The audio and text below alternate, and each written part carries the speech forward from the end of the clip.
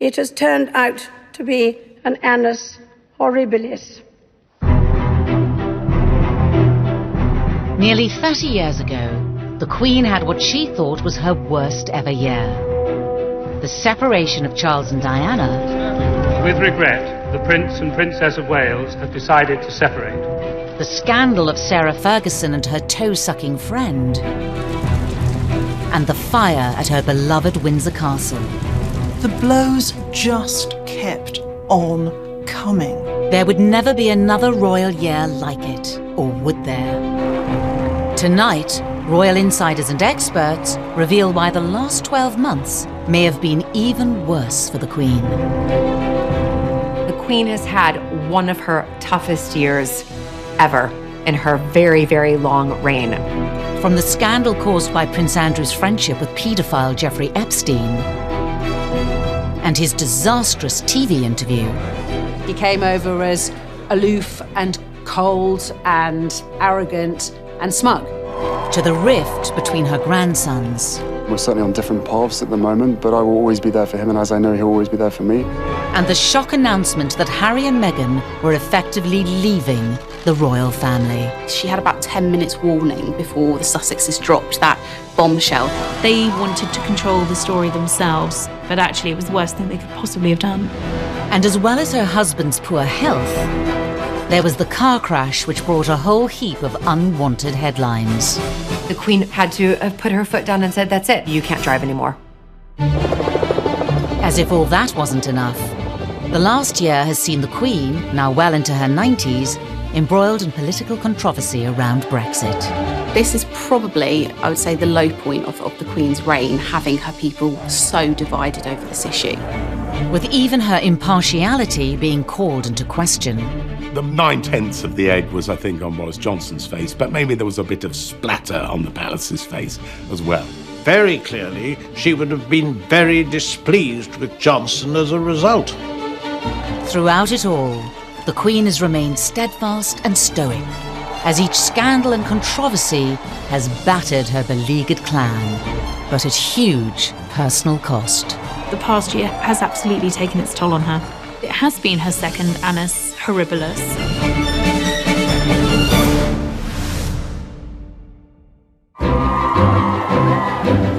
May 2018.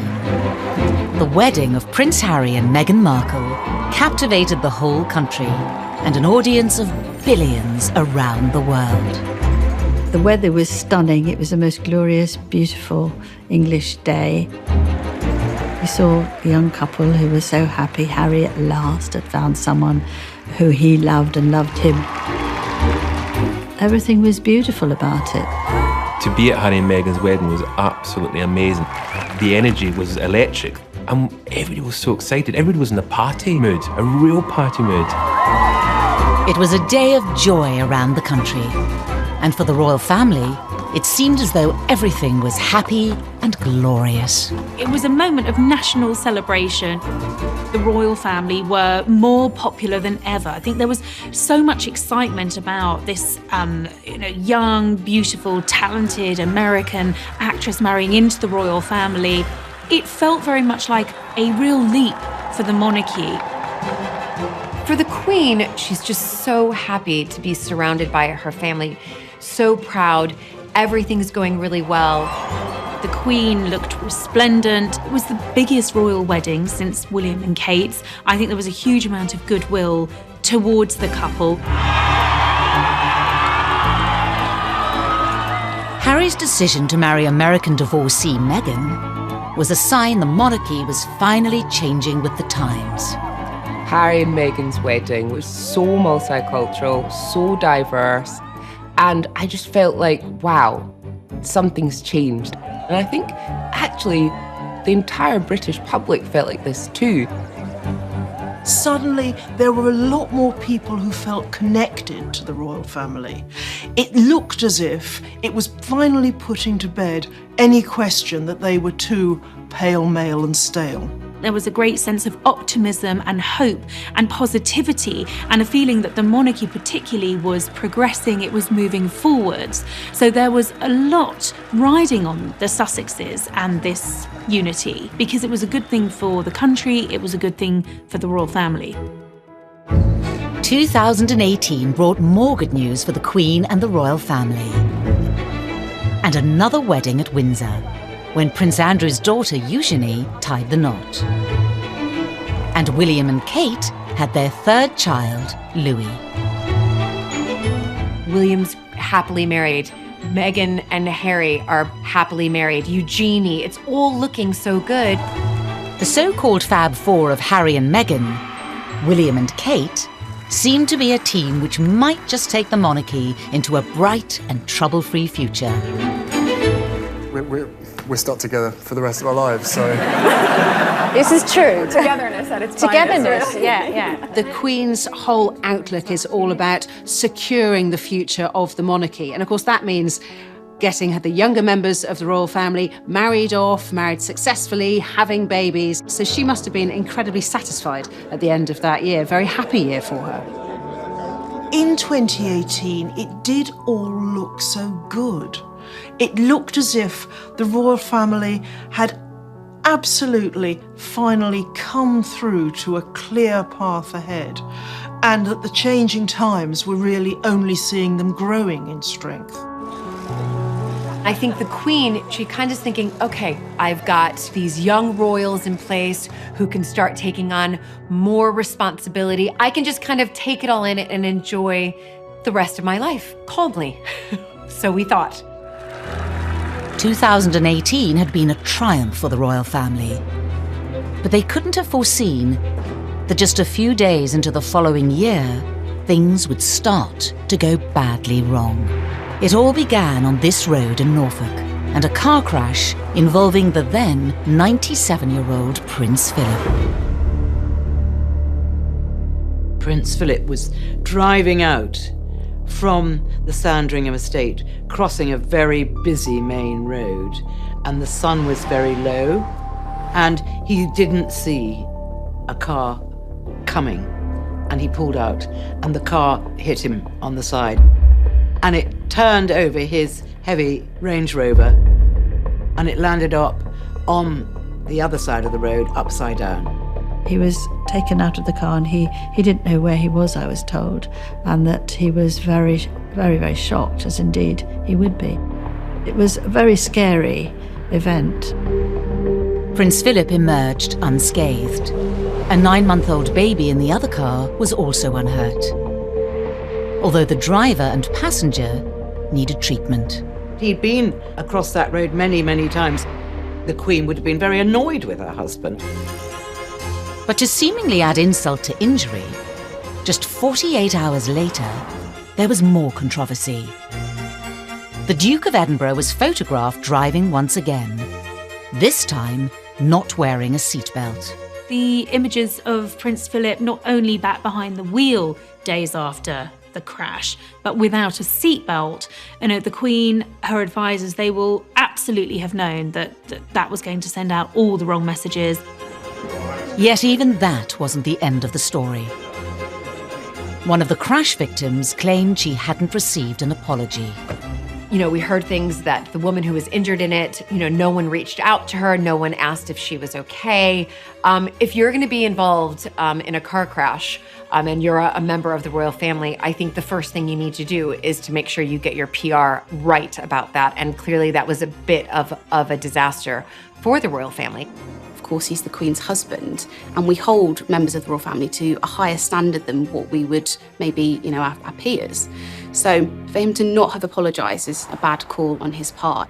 The palace said that private contact had been made. And days later, there was a letter of apology. But the barrage of bad headlines meant the Queen and her advisors were under huge pressure to act.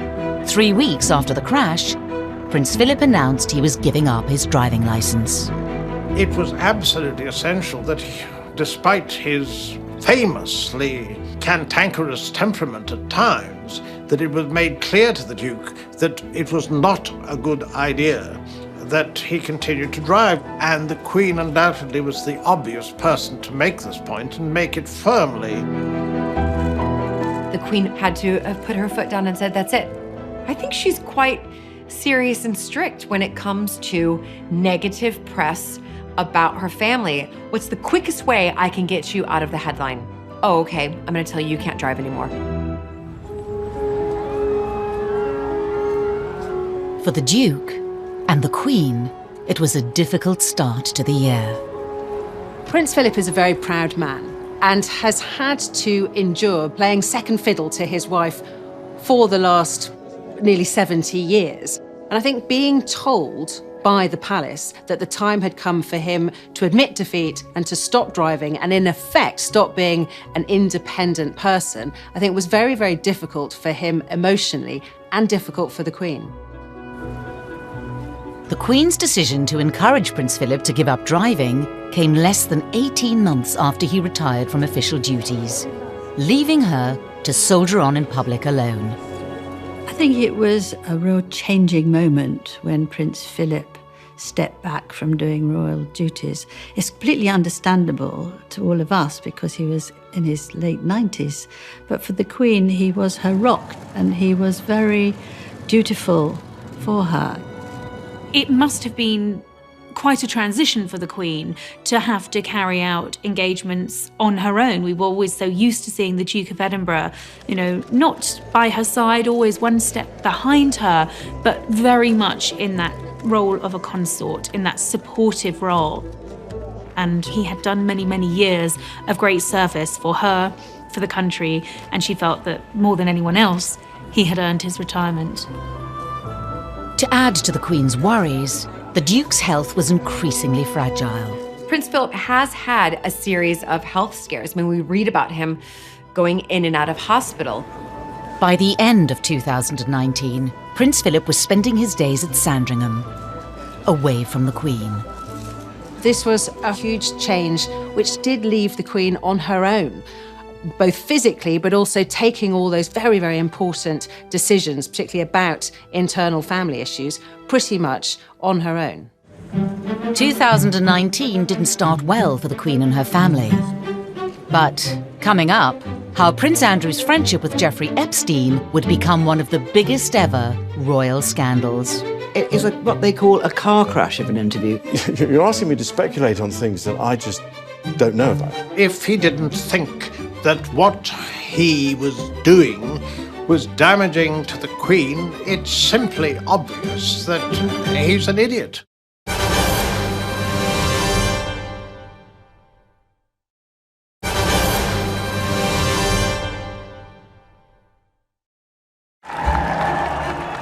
In 2018 had been rosy for the royal family. But 2019 would be an extraordinary year of family turmoil. It's interesting for historians of the future. The Annus Horribilis is always seen as 1992, but I think that 2019 will be seen as a bigger Annus Horribilis, and one big reason for that is Prince Andrew. The Queen's third eldest child was about to be caught up in the scandal of royal scandals due to his long-standing links to American financier Jeffrey Epstein, a convicted paedophile and alleged sex trafficker. We do have to take on board just how bad the Epstein thing is. To have a prince of the realm, the Queen's second son, associated so closely with someone convicted of Epstein's crimes, to have the words prince and paedophile mentioned in the same sentence is appalling. And this is something the royal family have not had to face before. The Prince's association with Epstein began over 20 years ago, when he was introduced to the multi-millionaire hedge fund manager through Ghislaine Maxwell. He was rather bowled over by this man who seemed to know everyone. He didn't see that he was being used by this very seedy man who wanted to have Prince Andrew on his arm for parties and a friendship. Prince Andrew was alleged to have had sex with one of Epstein's teenage trafficking victims. Senior royal favourite son of the Queen's involved with an American paedophile. The story couldn't have been worse. Sources close to Prince Andrew claim the photo was fake, and he strenuously claims to have no recollection of meeting the victim. Some royal insiders believe he also assured the Queen there was no truth in the rumours. Andrew had spoken with the Queen about the story. He had assured her that he was innocent of any of the allegations against him. And as far as the Queen is concerned, this is her son. She believes him. Did you recover from this, sir? But this was one scandal that wouldn't go away. After Epstein committed suicide in the summer of 2019, Prince Andrew's name was dragged back into the controversy. They always say, never explain, never complain, and that has held them in good stead when a lot of stories have been swirling around because you think that'll just die down. Andrew clearly didn't think it was going to die down. And it didn't die down. With growing pressure from the media, the public, and questions around his own behaviour, Prince Andrew decided something had to be done. He's still not been convicted of any crime, so we can't say he is a criminal. He maintains he's innocent. This is ruining his life. This is clouding everything he does. So he decides, with remarkable stupidity, to give an interview to Newsnight and put his case forward. Andrew sat down to give one of the most extraordinary interviews of all time to a BBC TV audience of millions. He hoped it would turn public opinion, and he even chose to do it in Buckingham Palace itself.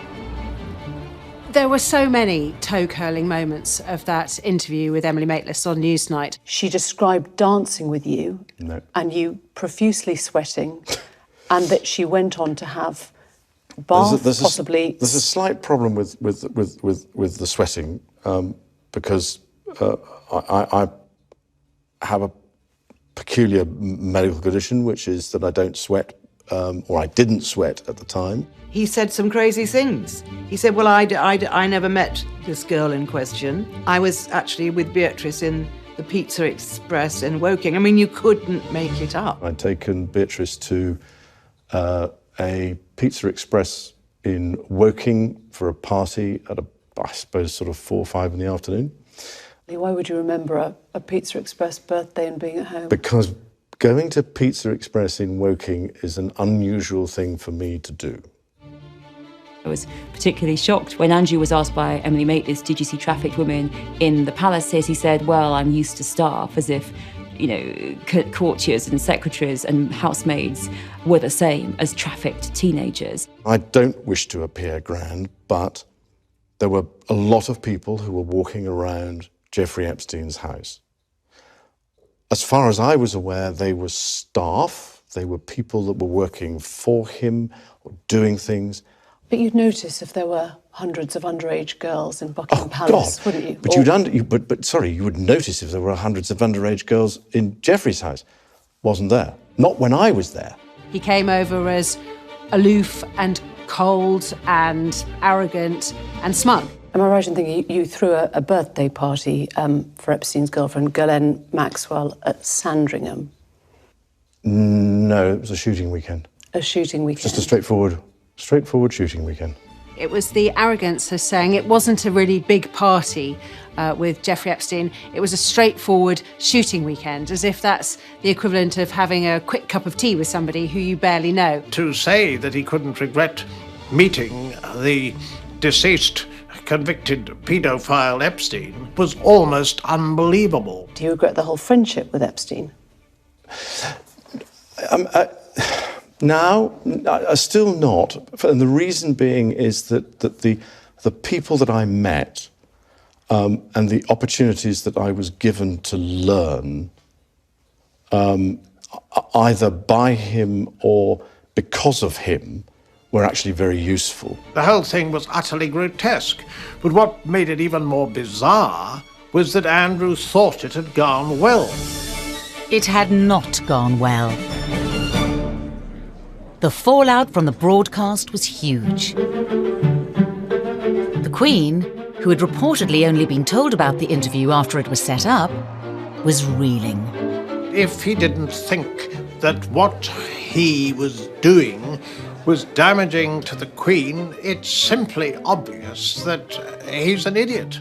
It is so patently, painfully obvious that it must be causing great grief and distress to his mother. Once again, the Queen had to take a difficult personal decision for the good of the monarchy and her country. The Queen and her advisors will be very aware that the Andrew situation needed to be dealt with swiftly, and it was. We saw very decisive leadership on the Queen's part. There really was no option but for Andrew to step down. And as a mother, that must have been very difficult for the Queen. You know, Andrew's long been regarded as her favourite son, but for her to have to tell him, this is it, you're going to have to step down from public life, essentially take an early retirement, must have been difficult, but duty has always come before self. Duty has always been more important than anything else to the Queen.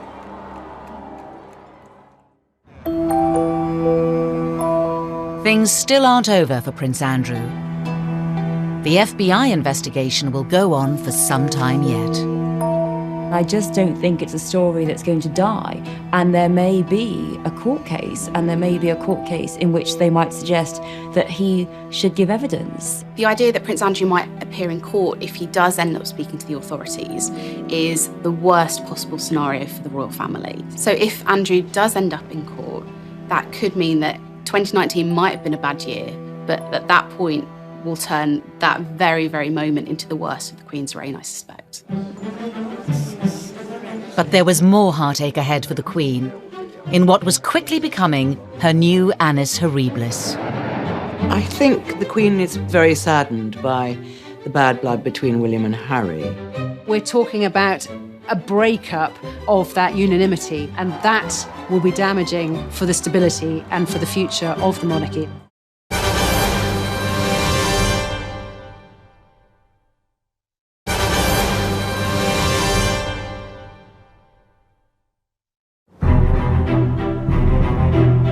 In 2019 saw the Queen face one of her most challenging years ever. In the last year and a half, things have gone badly wrong. It's a very difficult period for the royals. I think the Queen is quite worried about the impact 2019 will have had on her legacy. As the longest reigning monarch in British history and head of the Commonwealth, the Queen has had to endure some difficult moments. In the course of her long reign, she's had to deal with other times of crisis. Of course, she grew up in the Second World War. She has been through an abdication. She has been through 1997 and the death of Diana, and the moment where the nation really did appear to turn against the monarchy. For Queen Elizabeth personally, one year had stood out above the rest as her self-proclaimed most horrible. It has turned out to be an annus horribilis. I suspect that I'm not alone in thinking it so. Annus horribilis means, literally in Latin, a horrible year, a bad year, and the Queen coined it in a speech that she gave about 1992, which had been a very hard year for her. 1992 is not a year on which I shall look back with undiluted pleasure. And I think that was probably her greatest understatement. Absolutely an awful year for the Queen. Very rare to hear her speak about something in such personal terms. I sometimes wonder how future generations will judge the events of this tumultuous year. Of course, she was talking about her personal year. She was talking about her family. Like 2019, 1992 was a year in which the Queen was confronted by both public scandals and personal crises. She also forged her reputation for showing great stoicism in the face of adversity. It was extraordinary because the blows just kept on coming. It was almost one crisis a month. 3 of her children in 1 year decided to end their marriages, and I think the Queen was very, very shaken by that. The first one was the Princess Royal, who divorced her husband, Captain Mark Phillips. He hardly knew what was happening. It all happened so quickly. By the end of the year, she'd remarried. And then the Duke and Duchess of York, obviously they were then going through difficult times. And then, of course, John Major announced in the House of Commons the worst thing. It is announced from Buckingham Palace that, with regret, the Prince and Princess of Wales have decided to separate. This decision has been reached amicably, and they will both to continue to participate fully in the upbringing of their children. At the time, I think, what on earth would the Queen make of this? Because it was her eldest son and technically the future King and Queen separating. I mean, talk about constitutional crises. I mean, that really was a crisis there and then. But these personal family problems were suddenly being laid bare for all the world to see. I mean, the whole of 1992 was tabloid central because it was the War of the Waleses.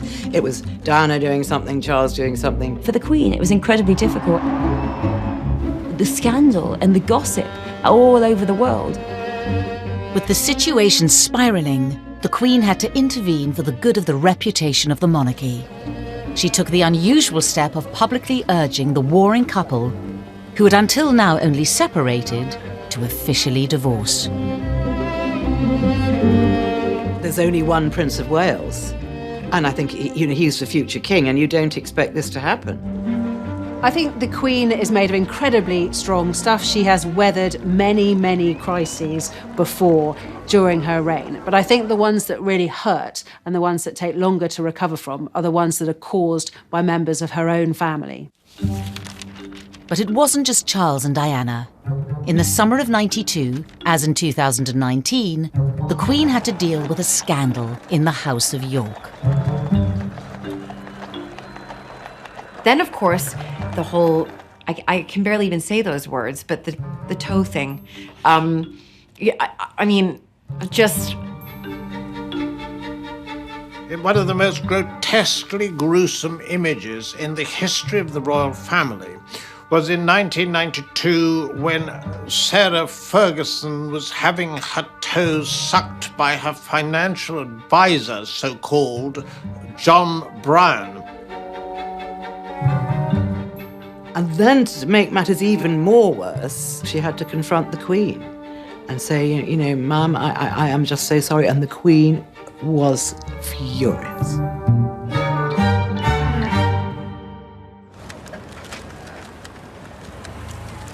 The Queen had spent the year watching her children and their partners splashed across the front pages for all the wrong reasons.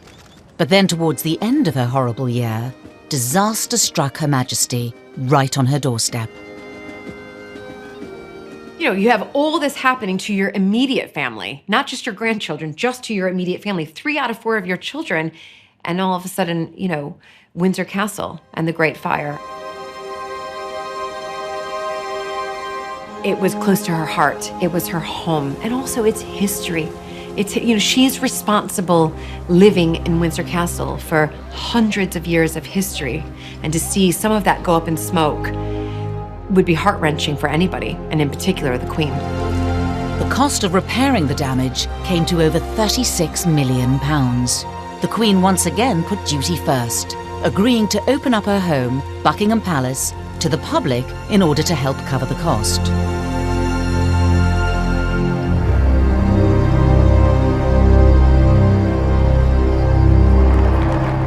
(2019), and the Queen was once again facing an annus horribilis.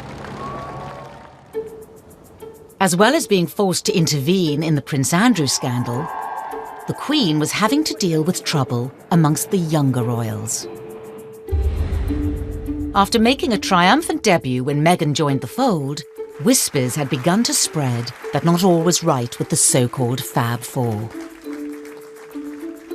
I think for a lot of people, we envisioned the Fab Four sticking together, and they would go to events together and smiling and happy and joking around, and the pictures were there, and everybody just ate them up and loved it.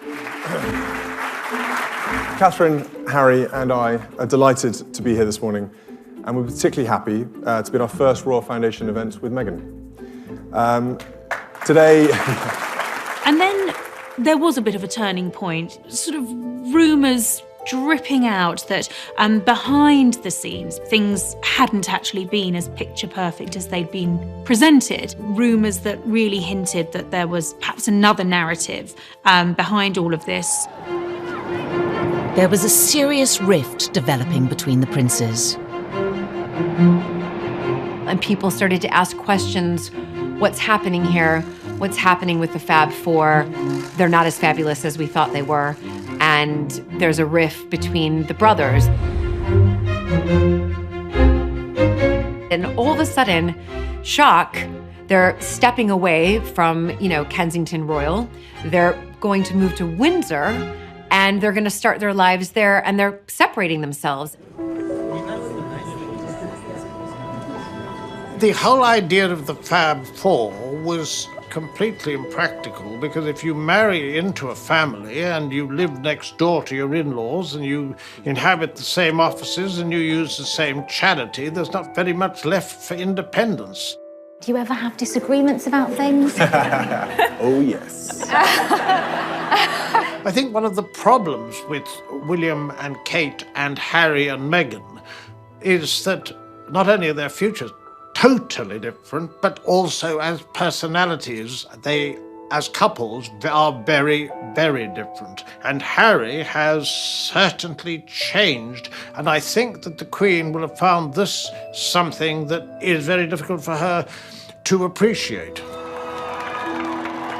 We're talking about a breakup of that unanimity and of that being one family pulling in the same direction, and that will be damaging for the stability and for the future of the monarchy, I'm sure, as far as the Queen sees it, and does put the family in a precarious position. In October of that year, whilst on a tour of Southern Africa, Harry gave a rare TV interview. He finally opened up about his relationship with William. There's been a lot of talk in the press about rifts with your brother. How much of that is true? Part of this role and part of this job and this family being under the pressure that it's under, inevitably, stuff happens. But look, we're brothers. We'll always be brothers. We're certainly on different paths at the moment, but I will always be there for him, and as I know, he'll always be there for me. The brothers, who everyone had assumed would be united forever, were drifting further and further apart. This public rift between William and Harry, I think the public feel it quite deeply, actually, because we were all quite invested in both the princes. I think one crucial aspect of the Harry and William situation is that the country over-romanticised them. They saw those two little boys walking behind their mother's coffin in 1997, and everyone's heart broke. As a consequence, really, I think, to make up for the fact of how painful we thought perhaps what we'd done to them was, we wanted them to be best friends forever and ever. How much inter-service rivalry is there between you two? None at all. No, not at all, really. I mean, everyone knows the Army's better than the RAF. I'm a cavalry boy anyway, so it's fine. There's some good bands between Army pilots and RAF pilots, obviously, as well. And the Naval pilots just, in the background, they didn't do anything. So. Then in December came the announcement that Harry would be spending Christmas in Canada with Meghan and Archie instead of Sandringham. The only other time Harry had missed Christmas with the Queen was when he served in Afghanistan. I think probably the Queen is very saddened by bad blood between William and Harry. The Queen, she doesn't get too involved with this kind of family, otherwise she'd be sort of involved the whole time, wouldn't she? As the year came to an end, just like in 1992, the Queen candidly expressed her feelings about the past 12 months. The path, of course, is not always smooth, and may at times this year have felt quite bumpy, but small steps can make a world of difference. And as we all look forward to the start of a new decade, it's worth remembering that it is often the small steps, not the giant leaps, that bring about the most lasting change. The Queen describes the last year in her Christmas speech as bumpy, and without a doubt, it has been tumultuous, it's been turbulent. I think in many ways it has been her second Annus Horribilis. Most people took it to mean that it was an acknowledgement of the royal difficulties that year. I think she was understating how bad last year was. It does seem an extraordinarily bad luck for a woman in her 90s. But any hopes of a quiet, easier 2020 were not to be. The growing distance between Harry and Meghan and the rest of the family was about to get even greater. It's not enough to just survive something, right? Like, that's not the point of life.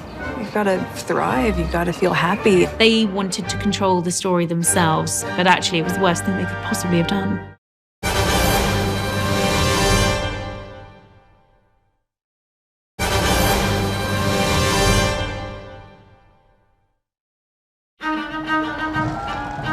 For the Queen and the royal family, the last year has been one of controversy and crisis.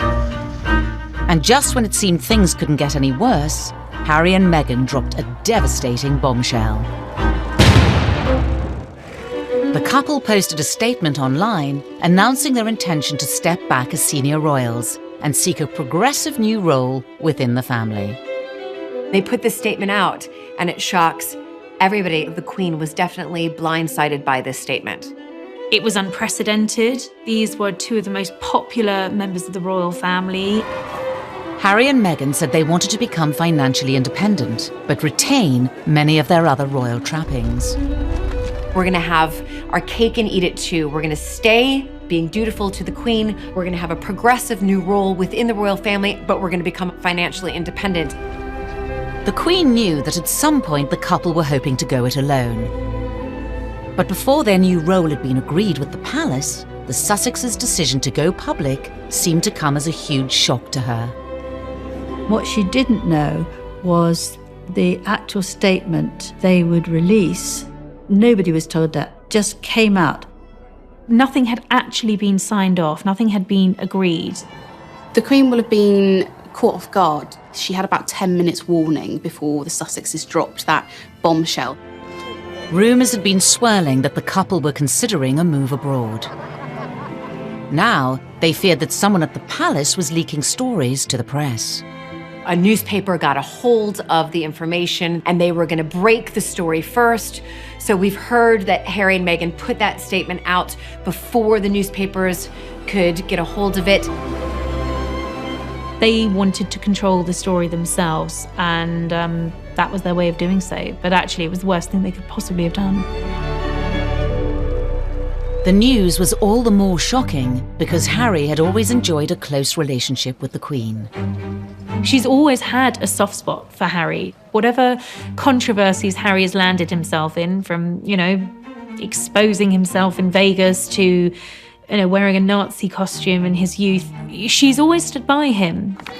The Queen was even willing to appear in this humorous promotional video for Harry's passion project, the Invictus Games. So we like to watch it together? Yes. Let's have a look.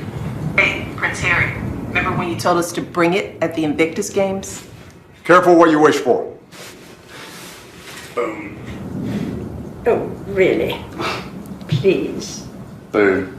Harry is a sort of favourite grandchild, or he has been up to now. Things might have changed a bit. I was told by very, very good sources that the relationship between Harry and his grandmother had come under pressure. Just 18 months after that day of national celebration, the fairy tale seemed to be over. Meghan had clearly found royal life, the palace culture, and the tabloid press intensely difficult. Harry said he was determined to do all he could to prevent what happened to his mother being repeated. The couple opened up to Tom Bradby in this revealing ITV documentary. When I first met my now husband, my friends were really happy because I was so happy, but my British friend said to me, "I'm sure he's great, but you shouldn't do it because the British tabloids will destroy your life." And I very naively, I'm American, we don't have that there. "What are you talking about? That doesn't make any sense. I'm not in tabloids." I didn't get it. For me and for my wife, you know, of course there's a lot of stuff that hurts, especially when the majority of it is untrue.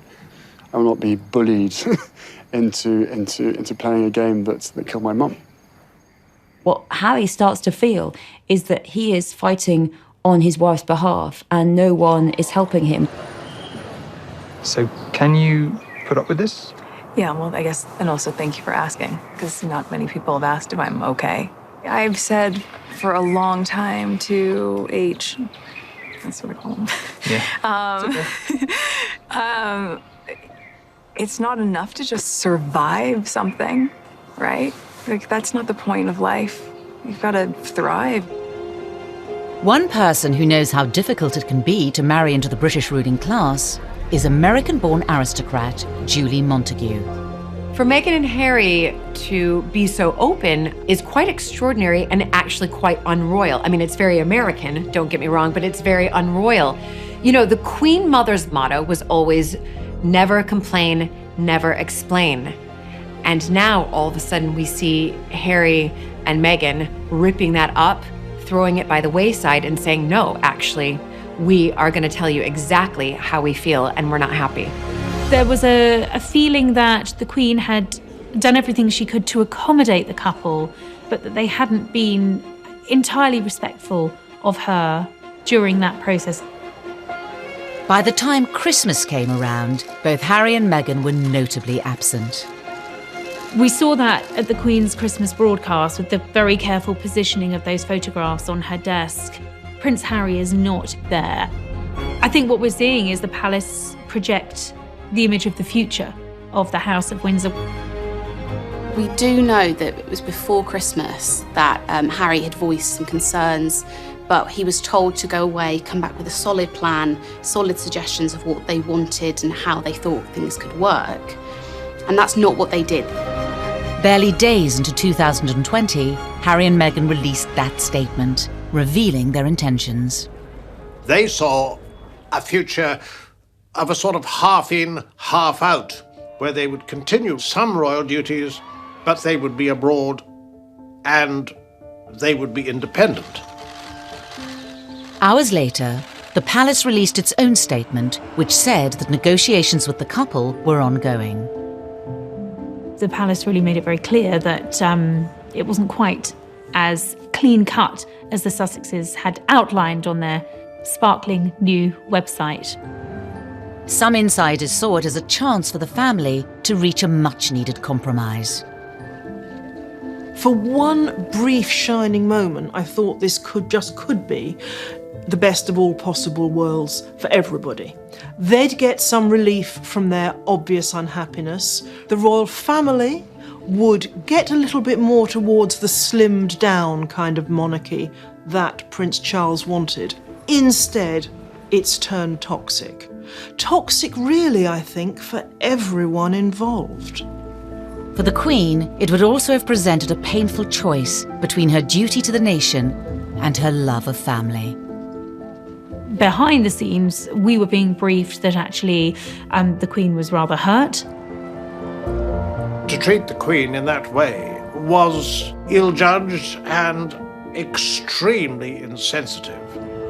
The Queen would find Harry's decision to cut ties with the royal family something she probably just simply can't relate to. That idea of abandoning duty, of just giving up, is just something that would never cross her mind. The Queen heard the news, absorbed the news, and then called a summit at Sandringham. It all happened incredibly quickly. 2 days after the announcement, as Meghan flew back to Canada, Harry went to the emergency meeting at Sandringham. It was down to the Queen to try and keep her family together. The Queen was present with her private secretary, the Prince of Wales, the Duke of Sussex and the Duke of Cambridge. Now, the Queen has 2 hats to wear, and that's one of monarch and one of grandmother. Well, who turns up at the meeting? Is it the Queen or is it Granny? At the meeting, Harry and the Queen discussed the couple's desire for partial independence. The Queen said, OK, fine, I understand. Let's try and do something about it, but don't push me too hard. Just, just relax a little bit. But of course, their machine goes at 1,000 miles an hour and the machine of the monarchy goes slowly. But it did go quickly in this case. After the meeting, the Queen made clear she supported Harry and Meghan's wishes, but stressed that their future role hadn't been resolved. Dutiful monarch, caring grandmother. This was far more complicated, needed a lot more time, and that all pointed to all was not well behind the scenes. The Sussexes clearly had one idea of what was going on, the Queen had another. And the next day, Harry left for Canada. A week later, the Queen released a second statement. This one, far more definitive than the last. She said Harry, Meghan and Archie would always be much loved, but she supported their wish for more independence. The Queen very much wanted to help them, but as they wouldn't bend and they wanted everything their way and they couldn't see any way out, she decided that it would be a hard Brexit. The Queen had to put her role as a grandmother to one side and put the monarchy first. Harry and Meghan will no longer receive money from the sovereign grant and won't be using their HRH titles or the Sussex Royal brand name. You are either in the royal family or you are out, and this idea of being financially independent was simply not workable. The negotiations are done. The Queen drew a hard line. They're gone. Many royal observers believe that, not for the first time, the Queen has put country before family. Like Andrew, Harry was effectively fired from the firm. I think Queen Elizabeth II, and in many ways this is what we all respect about her, is someone who, when push comes to shove, will put the welfare, as she sees it, of the monarchy above that of anyone else, herself or her beloved grandson included. The palace also announced that the royal family would review the new arrangements in 1 year's time. Putting that 12-month review in place, goes to show you that the Queen will be watching them like a hawk. She will want to see everything that they're doing, what they're making money from, and how it's affecting the royal family. So there must be some concern from the Queen about what their intentions are. With Meghan and Harry preparing for a future on the other side of the Atlantic, the Queen, well into her 90s, will have to adjust to life without Harry and her youngest great-grandson. I think the Queen probably hopes that she will get to see her grandson, that she will continue to have a close relationship with Harry. It has always been a close friendship with Harry. It's probably a time of great sadness for her that she knows she will see less of them. I think it's absolutely why she's made sure that they've got Frogmore Cottage, which is in her back garden, so that when they are home, she won't be too far away. The Queen's gone through so much in her reign that this is just another thing that she will keep calm and carry on through. I think the Queen is ready to move on.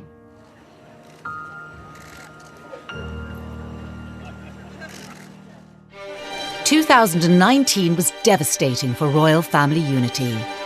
But it was also the year the Queen got drawn into a full-blown constitutional crisis. Suddenly, she was at the centre of politics, which is somewhere she never wants to be. The flames of Brexit were licking around Buckingham Palace itself.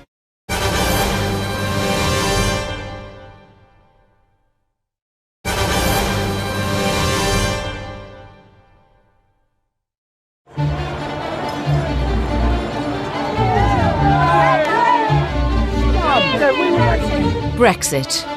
one of the biggest political issues the Queen has encountered in more than 65 years on the throne. There's a political earthquake going to happen in this country, and it needs to happen very, very quickly. Stop that now! Stop that now! It threatened to dominate her year.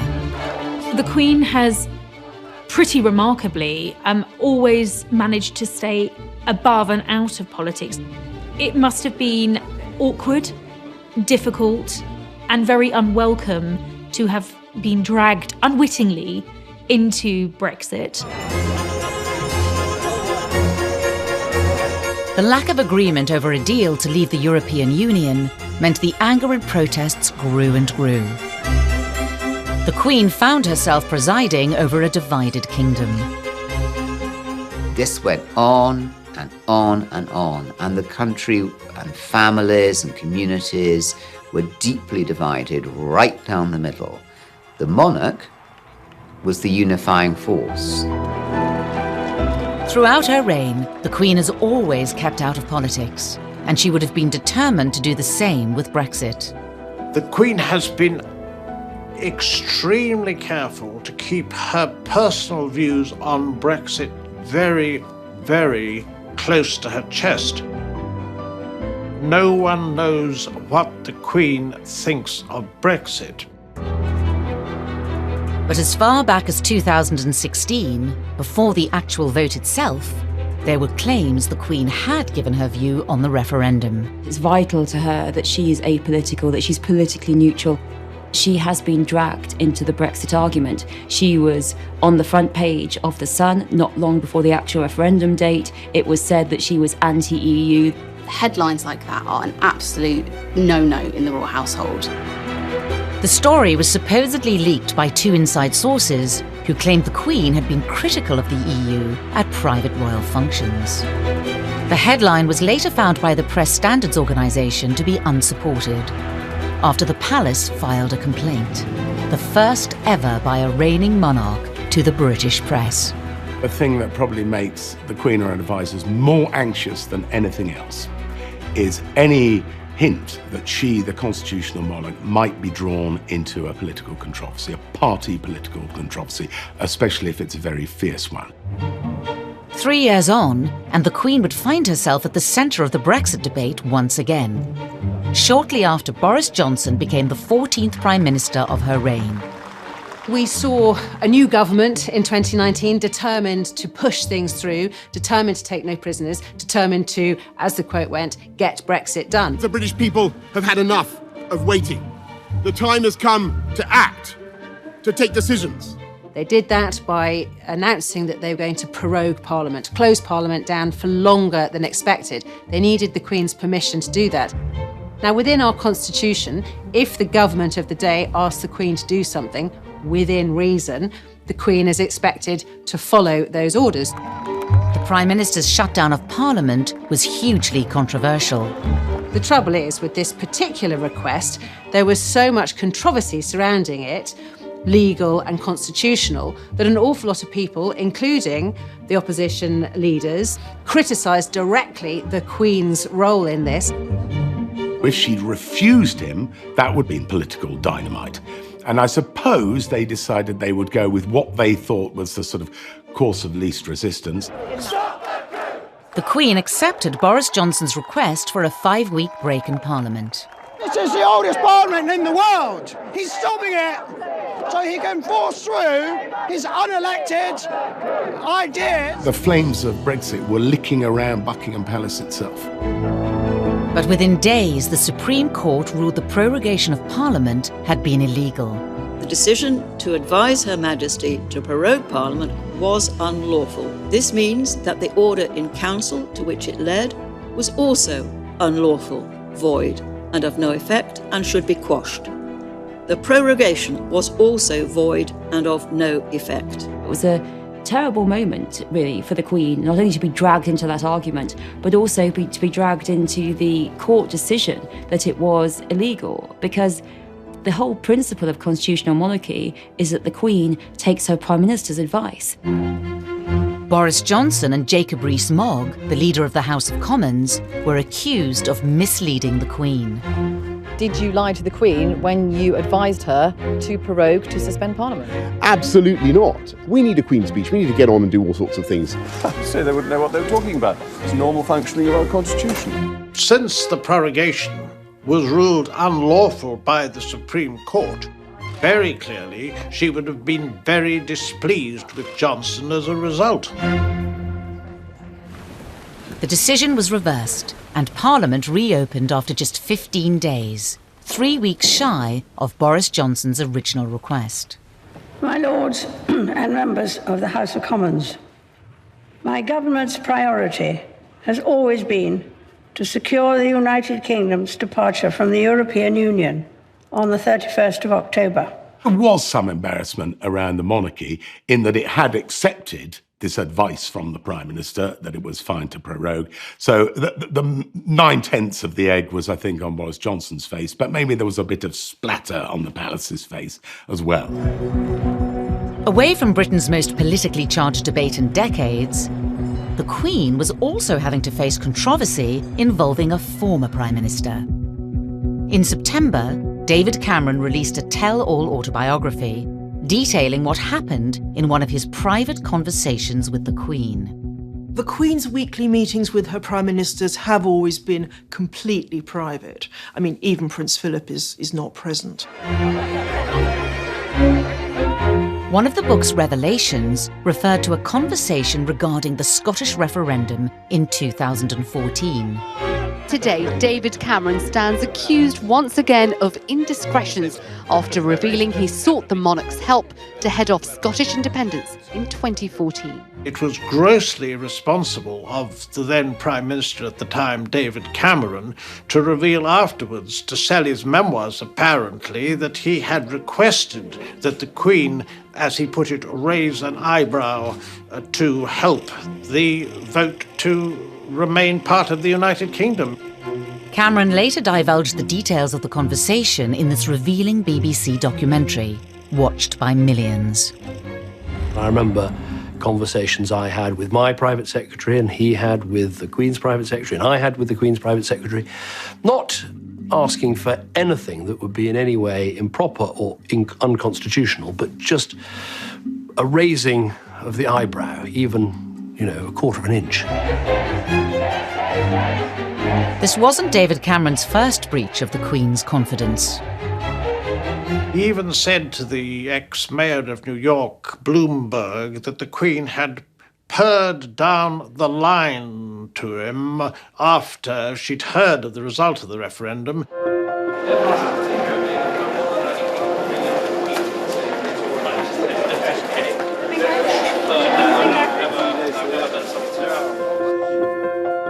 David Cameron did later apologise for his indiscretion. Of course, we can all understand the temptation to tell other people, tittle-tattle from what's gone on within those audiences, but the system crumbles if you give in to that temptation.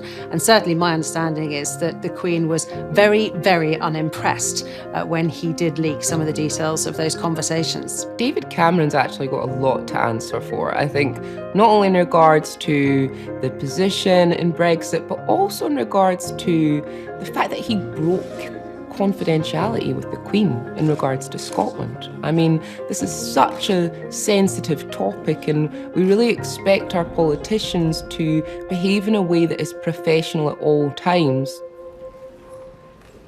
" 2019 will go down as one of the most difficult years of all for the Queen, full of political crises and family scandal. Coming up, how will she steady the monarchy and unite her country? The Queen, I'm sure, would want to end her reign feeling that she had left the monarchy secure. At the moment, that road ahead is looking a lot rockier.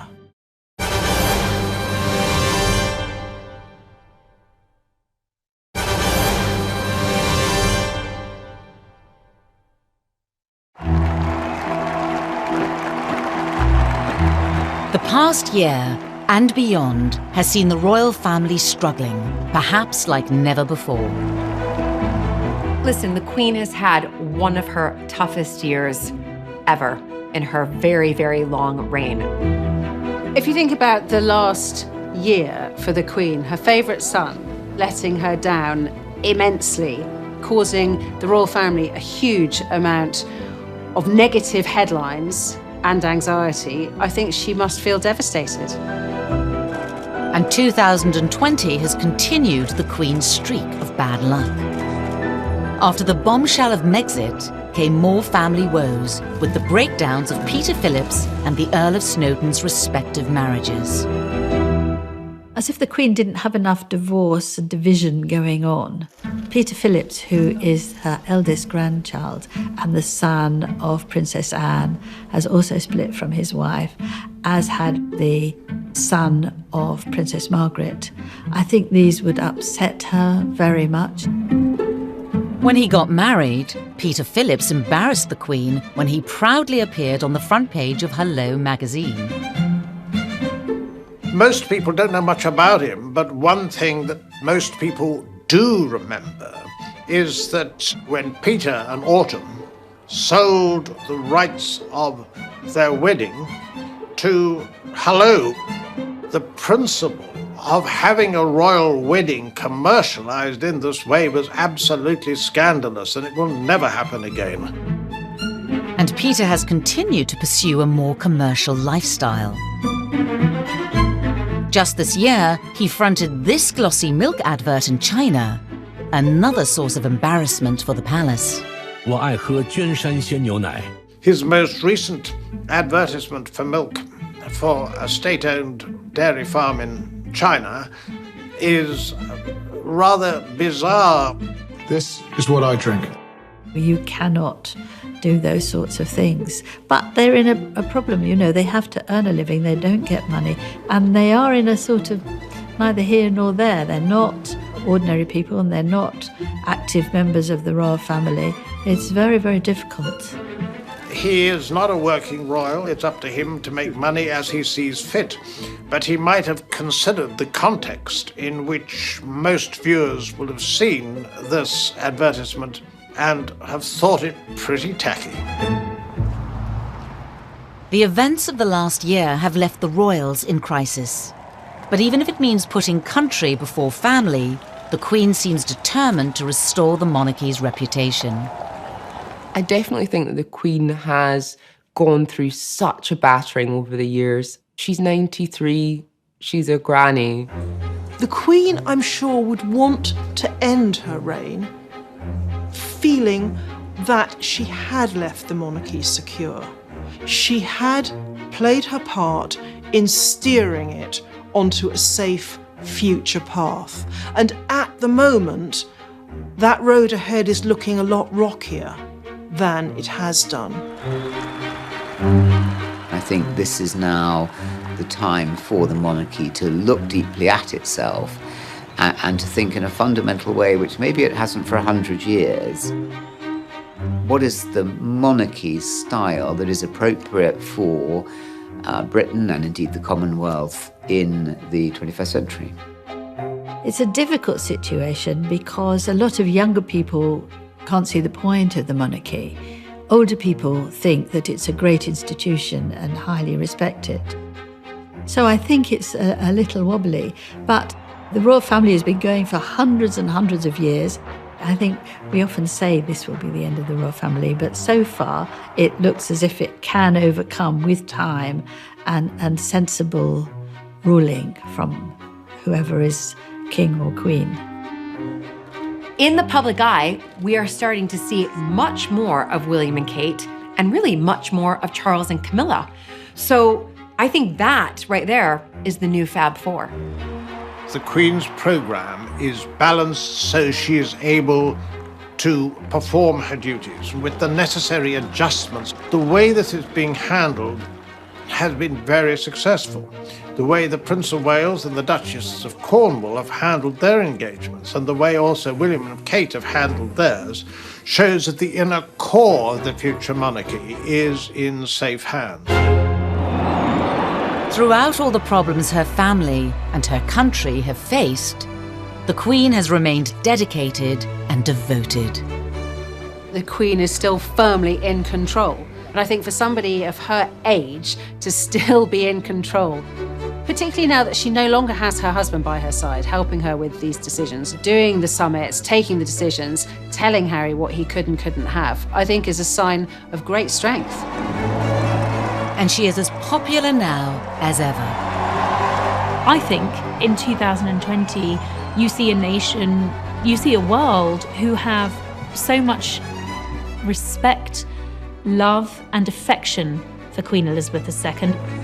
She will make sure that the House of Windsor, its succession, is safe and that there is much to look forward to. I think people love the Queen because she's always there.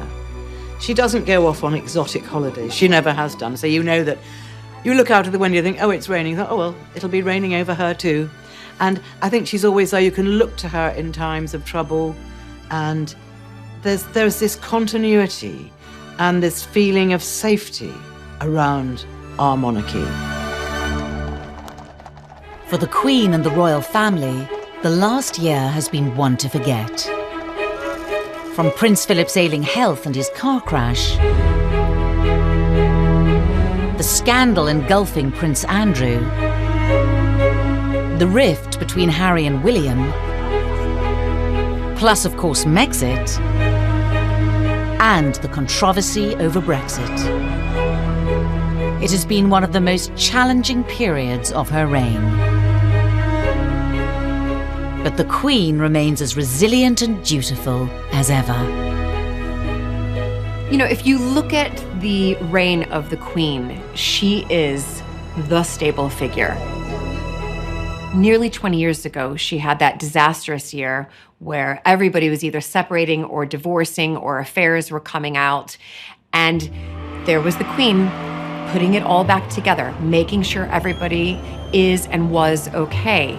And you kind of think, okay, she's always such the stable figure in this royal family. Thank goodness. I think ironically 2019 will only add to her legacy, that when looking back at her, we'll see somebody in their 90s who had a whole series of unexpected events happening, and yet she remained calm and dignified and was the grown-up in the room being the United Kingdom.